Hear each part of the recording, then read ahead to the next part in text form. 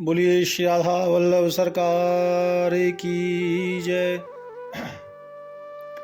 सदगुरुदेव भगवान की जय। प्यारे प्रभु प्रेमियों, आप सभी माता मीरा रानी का, प्यारी प्यारी मीराबाई भक्तमत्ता प्रातस्मरणीय का पावन चरित्र श्रवण कर रहे हैं। भक्तों, आप सबने कल श्रवण किया कि मीराबाई जी का दर्शन करने के लिए तानसेन के साथ अकबर आया। भक्तों, संसार में भक्तों का जन्म होता है जगत कल्याण के लिए और होता ही रहता है। जीव को सही मार्ग बताने के लिए, भगवान की भक्ति प्रकट करने के लिए, और निरंतर वह करते रहते हैं। प्यारे प्रभु प्रेमियों,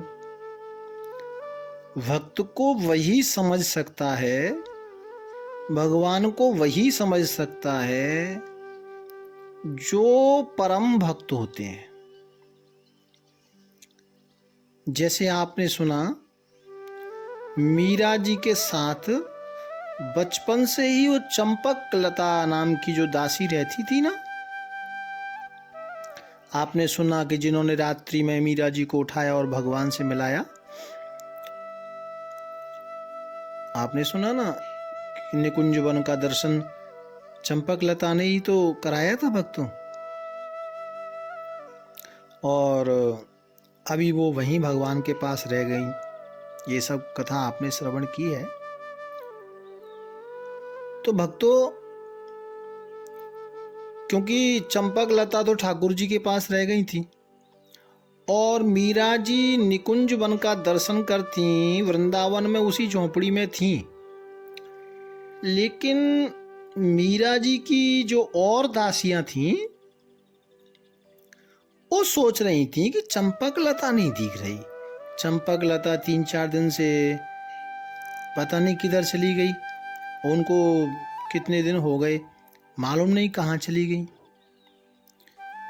वो चिंतित थी, सखियां खोज रही थीं लेकिन उनको मिलती नहीं। अब क्योंकि चंपक लता तो भगवान के पास आ गई ना, तो भक्तों 5 वर्ष तक मीरा जी ने श्री व्रज वृंदावन में भगवान की लीला का आनंद लिया। निरंतर भगवान का जो गोलोक धाम का, जो जिसे कहते हैं वैकुंठ धाम का, निकुंज वन का जो आनंद है, वो परम आनंद मीरा जी को श्री धाम वृंदावन में प्राप्त हुआ। आपने सुना, मीरा जी ने स्वयं द्वारकाधीश से विवाह किया था। भक्तों, आप शुरुआत में जब आपने कथा सुनी तो देखा ना कि भगवान मीरा जी के विवाह से एक दिन पहले ही पूरा विवाह का सामान, संपदा, मांग सब भर गई थी मीरा जी की। वो पिछली उसमें हम चर्चा कर चुके हैं, तो ज़्यादा तो चर्चा मैं नहीं करूँगा, लेकिन इतना है कि आपने सुना है जब भोजराज जी की बारात आने वाली थी ना, उससे एक दिन पहले ही मीरा जी की पूरा दहेज का सामान, मीरा जी की मांग, मीरा जी के वस्त्र अलंकार सब आ गए थे, क्योंकि द्वारकाधीश से विवाह हुआ था भक्तों मीरा जी का। इधर वृंदावन में 5 वर्ष तक मीरा जी ने रसस्वादन में जो परम भक्तों के से परे परम भक्त जो है ना, उनको जो प्राप्त होता है सुख, वह सुख मीरा जी को प्राप्त हुआ। फिर ठाकुर जी की आज्ञा से 5 वर्षों के बाद ठाकुर जी की आज्ञा थी कि और 20 वर्ष तक तुम भगवत भक्तों का कल्याण करने के लिए, प्रचार प्रसार करने के लिए यही धराधाम पर आपको रहना है। तो मीरा जी बस संकीर्तन करती, संतों का सत्संग श्रवण करती। बड़े बड़े राजा, धर्मात्मा, उच्च कोटि के ज्ञानी, शासक, गृहस्थ, बड़े बड़े लोग मीरा जी के पास आते भक्तों दर्शन करने के लिए, संकीर्तन करने के लिए। क्योंकि ठाकुर जी का आदेश था 20 वर्षों तक और भगवत नाम का, ठाकुर जी के नाम का धराधाम पे लोगों का कल्याण करना है। प्यारे प्रभु प्रेमियों, धीरे धीरे समय बीतता जा रहा है और एक दिन क्या हुआ, प्रातः काल मीरा जी ठाकुर जी की सेवा में लगी हुई थी, अपने प्रभु का ध्यान कर रही थी भक्तों। तभी उनको एक आवाज सुनाई पड़ी, माधवी। मीरा जी चौंक पड़ी, ये सुबह सुबह आवाज देने वाला कौन है? मीरा जी ने देखा कि ये आवाज तो चंपक लता की है। समझ गई, क्योंकि भक्तों चंपक लता जो है ना, वो श्री राधा रानी की अष्ट सखियों में से एक सखी है। तो उनके लिए तो प्रकट होना, अंतर्ध्यान होना कोई बड़ी बात नहीं। वो अचानक प्रकट हुई और एकदम मीरा जी के सामने खड़ी। मीरा जी तो चौंक गई देखकर, चंपक लता आवाज। और मीरा जी एकदम उठी और चंपक लता के, चंपा के चरणों को छूने के लिए झुकी, किंतु चंपा ने तुरंत मीरा जी का हाथ पकड़ लिया। कहा नहीं, चरण नहीं, चंपक लता ने मीरा जी को हृदय से लगा लिया। कारण ये है कि चंपक लता मानो कह रही हो कि जो तुम हो वही मैं हूं। अब ये चंपक लता जो सखी है भक्तों, इसको तो दिव्य शरीर प्राप्त है, लेकिन मीरा जी को भी दिव्य शरीर प्राप्त हो चुका था भक्तों। मीरा जी संसार में भले ही आई हुई हैं, लेकिन फिर भी मीरा जी को ठाकुर के स्पर्श से, श्री राधा रानी के स्पर्श से दिव्य शरीर की प्राप्ति हो चुकी है। तब चंपक लता ने मीरा जी को अपनी छाती से लगाया, हृदय से लगाया। फिर अपने साथ मीरा जी को लेकर गई श्री गिरिराज परिक्रमा। वृंदावन से कुंज लताओं के बीच, तुलसी वन के बीच भ्रमण करते करते चंपक लता माता मीरा को गिरिराज लेकर आई और फिर गिरिराज भगवान की परिक्रमा दी। तलैटी के पास में आकर बैठ गई। भक्तों, एक वृक्ष के नीचे तब मीरा जी को चंपक लता ने कहा, तुम्हारे लिए एक संदेश आया है, एक संदेश लेकर आई हूं। मीरा जी ने तो जैसे ही सुना एकदम समझ गई, जरूर ठाकुर का, श्री जी का जरूर कोई संदेश है, क्योंकि ये तो ठाकुर जी की सेवा में रहती हैं। धीरे से कहा चंपक लता ने कि श्याम सुंदर की इच्छा है, अब तुम द्वारका चली जाओ। मीरा जी समझ गई कि इसमें भी मेरे श्याम की कोई लीला है, इसमें भी मेरे ठाकुर जी की कोई लीला है। और मानो क्योंकि भगवान से तो मीरा जी की शादी हुई थी और शरीर दिव्य था, ये शरीर जल तो सकता नहीं था, ये तो शरीर ठाकुर जी में ही विलीन होना है। भक्तों, आगे आप सुनेंगे ठाकुर जी में विलीन होना है। इसलिए मीरा जी समझ गई कि ये अब ठाकुर जी का आदेश है अपने धाम में बुलाने का। ठाकुर जी चाहते हैं कि मेरे धाम में तुम आओ। मीरा जी के नेत्र भर आए भक्तों ठाकुर जी की याद में, और कुछ क्षण बाद उन्होंने, मीरा जी ने कहा, बहन मैं क्या कहूं, वो तो कृपा के सागर हैं, कृपालु हैं। चंपा ने कहा, नहीं कन्हैया की बात नहीं है, किशोरी जी का भी यही मानना है। और देखो किशोरी जी श्याम सुंदर आपको निरंतर स्मरण करते रहते हैं, वो तुम्हें बहुत स्नेह करते हैं। चंपा ने बताया माधवी यानी मीरा जी को। तो मीरा जी को जब लगा कि भाई श्री जी श्याम सुंदर मैनू याद करते हैं, तो फिर आप विचार कर सकते हैं कितनी प्रसन्नता हुई मीरा जी को। और जब सुना कि स्मरण करते हैं तो मीरा जी और भाव विभोर हो गई। तो मीरा जी ने पूछ लिया, फिर मैनू द्वारका क्यों भेजना चाहते हैं, और मुझे द्वारका के लिए जाने को क्यों कह रहे हैं। चंपा ने कहा, इसमें तेरा कोई दोष नहीं है पगली, ये तो तेरे देह का दोष है। ये जो शरीर है ना तेरा, ये मर तो सकता नहीं।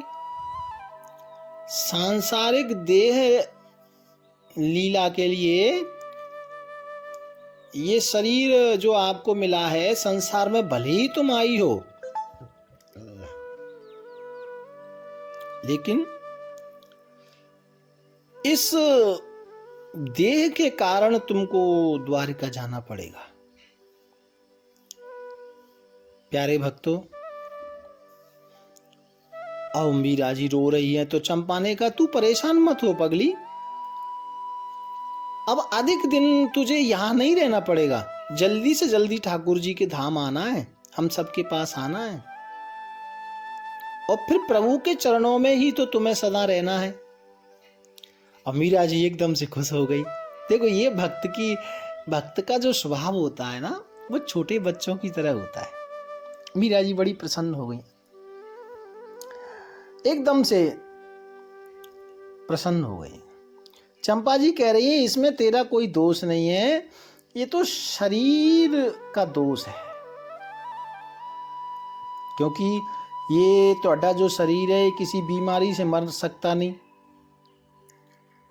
इसको हवा सुखा नहीं सकती, अग्नि कोई जला नहीं सकती, इसलिए द्वारकाधीश का ये आदेश है। यही श्याम सुंदर की इच्छा है कि तुम द्वारका जाओ। अच्छा भक्तों, ये बात है जो हो रही है ना चंपकलता की और मीरा जी की, ये एकांत में गोवर्धन की तलहटी में चंपकलता मीरा जी को सब बता रही है। प्यारे प्रभु प्रेमियों, मीरा जी कहती हैं, ठीक है जैसी ठाकुर जी की इच्छा, इस दासी को जहां चाहे वहीं रखें, इसमें सोचना क्या है। मीरा जी कहती हैं, द्वारका भी मेरे प्राण प्रियतम का ही तो घर है, वो भी तो मेरे ठाकुर का ही घर है, मुझे कोई दिक्कत नहीं। जिथों ठाकुर जी मैनू भेजेंगे, जिसमें ठाकुर जी की इच्छा है वही मेरी इच्छा है। प्यारे प्रभु प्रेमियों, इस तरह चंपा ने मीरा जी को, जो पहले माधवी थी, उनको ठाकुर जी का ये संदेश दिया। आज मीरा जी गोवर्धन भगवान को भी देख रही है, प्रणाम कर रही है, क्योंकि माधवी के रूप में जब थी ना मीरा जी द्वापर में, तो सबसे पहले गोवर्धन में ही तो ठाकुर जी का दर्शन किया था।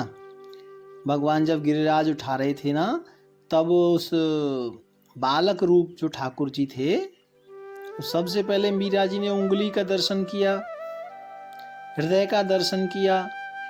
तो गिरिराज तलेठी में ही बैठे हैं और मीरा जी ने उस समय ठाकुर जी की लीला का दर्शन किया था। और यही श्री गिरिराज महाराज में चंपा यहीं बैठ करके ये सब बातें मीरा जी को बता रही हैं। और चंपा कहती हैं, देखो माधवी, प्रथम बार तुमने यहीं तो ठाकुर जी का दर्शन किया था। ठाकुर जी तुमसे अलग थोड़ी हैं। भगवान की ऐश्वर्य लीला को आपने यहां देखा था। मीरा जी कुछ बोल नहीं रही, सिर हिला के स्वीकृति दी। और तुमने सदा गिरधर गोपाल के ही तो दर्शन किए हैं। तुम तो गिरधर गोपाल की ही तो उपासना करती हो। गिरधर गोपाल का मतलब है भक्तों, जिसने गिरिराज को धारण किया हो। वही गिरधर गोपाल जो गिरिराज को धारण करने वाले हैं। तो मीरा जी का बड़ा विचित्र भाव था। वो उसी जो गिरधर गोपाल ठाकुर जी जो गिरिराज उठा रखे थे, उन्हीं को ही पूजा करती थी, उन्हीं को ही गिरधर गोपाल कहती थी। भक्तों, मीरा जी ने चंपक लता से पूछा, अच्छा, जो भक्ति मैंने की है क्या वो ठीक नहीं है?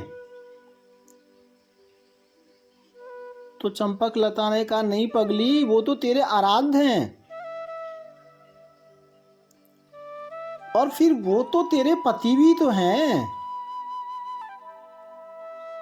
क्योंकि जो गिरधर गोपाल हैं वही तो द्वारकाधीश है। इसलिए द्वारका में रहना या जाना, इसके लिए तुम निराश ना हो। फिर तुम्हारी शादी भी तो द्वारकानाथ से ही हुई है ना। चंपा मीरा जी को समझा रही हैं और मीरा जी नीचे सिर करके संकोच बस सारी गल्लाएं श्रवण कर रही हैं चंपकलता की। मीरा जी को चंपकलता कहती हैं, और तेरी क्या इच्छा है तू बता दे, क्योंकि जो तेरी इच्छा होगी ठाकुर जी वही करेंगे। तू बोल तो सही, और तुझे क्या चाहिए? ऐसे सुनते ही मीरा जी तुरंत चंपकलता से लिपट गईं और मीरा जी कहती हैं कि मुझे कुछ नहीं चाहिए, जो मेरे ठाकुर चाहते हैं मैं वही करूंगी। मुझे इस बात से कोई कष्ट नहीं है, और प्रभु को मेरी इच्छा जानने की क्या जरूरत पड़ी है? मीरा जी ने कहा चंपा से, अवश्य मेरे अंदर कोई दोष होगा, कोई कमी होगी, तभी तो ठाकुर जी ने मेरी इच्छा के लिए संदेश भेजा है। मीरा जी कहती है, मेरी कोई कामना नहीं है, कोई इच्छा नहीं है, कोई चाह नहीं है, क्योंकि जो ठाकुर जी की इच्छा है वही मेरी इच्छा है। प्यारे भक्तों, मीरा जी कहती हैं कि मेरी कोई इच्छा नहीं, बस मुझे निरंतर ठाकुर जी का स्मरण होता रहे, ठाकुर जी का चिंतन मेरा बना रहे, यही मेरी प्रार्थना है। चंपा ये बात सुनकर और प्रसन्न हो गई। अभी आपस में चर्चा कर रही हैं भक्तों। तो मीरा जी ने कहा कि चंपकलता को, क्या कभी मुझे श्याम सुंदर कभी कभी याद करते हैं? बोले कभी कभी, वो तो सदा ही स्मरण करते रहते हैं, राधा कृष्ण दोनों। और इस तरह से ठाकुर जी की चर्चा दोनों कर रही हैं भक्तों। और मीरा जी प्रेम के भाव के अश्रु मीरा जी के आंखों से आ रहे हैं। चंपकलता जो ठाकुर जी की बातें मीरा जी को सुना रही हैं, और चंपकलता ने मीरा जी का सिर अपनी गोद में रख लिया। पगली, तू निराश ना हो, और सब सखियां भी तुझे याद करती हैं, और हम सब लोग जब श्यामा श्यामजू के पास जाते हैं ना, वहाँ उत्थों भी तेरी चर्चा होती है। ये रोज की बात है। मीरा, भले ही तू दिव्य देहधारी सखी नहीं है, लेकिन हमेशा ठाकुर जी तेरी याद करते हैं। और ठाकुर जी कहते हैं कि जो मीरा का विरोधी है वो मेरा विरोधी है, ऐसा प्रभु जी कह रहे थे। मीरा जी कहती हैं, ये बात ठीक है, लेकिन मैं चाहती हूँ कि जो मेरा विरोधी है उनके ऊपर भी ठाकुर जी कृपा करें, उनके ऊपर भी ठाकुर जी दया करें। और ठाकुर जी कह रहे थे कि मुझे माधवी नाम से ज़्यादा मीरा का नाम पसंद है, क्योंकि माधवी नाम में क्या पाया, लेकिन मीरा नाम में तो उसने मुझे ही पा लिया। माधवी बनकर तो कुछ पाया नहीं, मीरा बनकर मुझे पा लिया। मीरा जी कहती हैं, वो सब तो ठाकुर जी की कृपा है, और मेरा तो इतना निवेदन है कि जो मुझे गालियां देता है, जो मेरा विरोध करता है, वह भी ठाकुर जी के सब कृपा पात्र हैं। देखो, भक्त जो होता है ना, वो समदर्शी हो जाता है भक्त, क्योंकि ठाकुर जी समदर्शी हैं तो भक्त भी समदर्शी हो जाता है। तो मीरा जी कह रही हैं कि मैं तो चाहती हूँ कि ठाकुर जी उन सब के ऊपर भी कृपा करें, जो मतलब कहने का तात्पर्य ये है कि चंपकलता मानो मीरा जी को कह रही हो कि जो तुम्हारे ऊपर चित्तौड़ में राणा ने जो उपद्रव किया, जो तुम्हें परेशान किया, वो सबको ठाकुर जी ने भारी दंड दिया, कष्ट दिया। लेकिन मीरा जी तो कहती हैं कि नहीं, मेरी तो यही प्रार्थना है कि जो हमारा अपराधी है उसके ऊपर भी ठाकुर जी कृपा करें। ठाकुर जी तो समदर्शी हैं, सबको समान दृष्टि से देखते हैं। तो चंपकलता कहती है, ठीक है, ये बात तो कि समदर्शी हैं, लेकिन भगवान का एक नियम और है। और वो नियम क्या है? भगवान का नियम ये है कि भगवान के भक्त को कोई सताता है ना, तो ठाकुर जी अपनी समदर्शी की जो दृष्टि है उसको भूल जाते हैं। भगवान कहते हैं कि जो मेरे भक्त को सताता है, कष्ट देता है, तो भगवान का जो समदर्शीपन है ना, उसको भी भूल जाते हैं। क्यों? जो भक्त का दुश्मन है, भगवान कहते हैं वो मेरा दुश्मन है। तो मीरा जी तो समझ गई। तो मीरा जी ने चंपा जी को, जो चंपकलता हैं, उनको आग्रह किया कि नहीं, मैं चाहती हूँ कि उन सबका भी कल्याण हो, वो सब पर भी भगवान की कृपा बने, बस यही मेरा निवेदन है। प्यारे भक्तों, तो ये चंपकलता जी मीरा जी के पास आई हैं ठाकुर जी का संदेश लेकर। फिर आपस में चंपकलता जी की चर्चा और मीरा जी से क्या क्या होती हैं, आगे क्या होता है, थोड़ा और चंपकलता जी के बारे में भी चर्चा करेंगे, लेकिन ये चर्चा कल। भाव और प्यार से राधे राधे, राधे राधे राधे।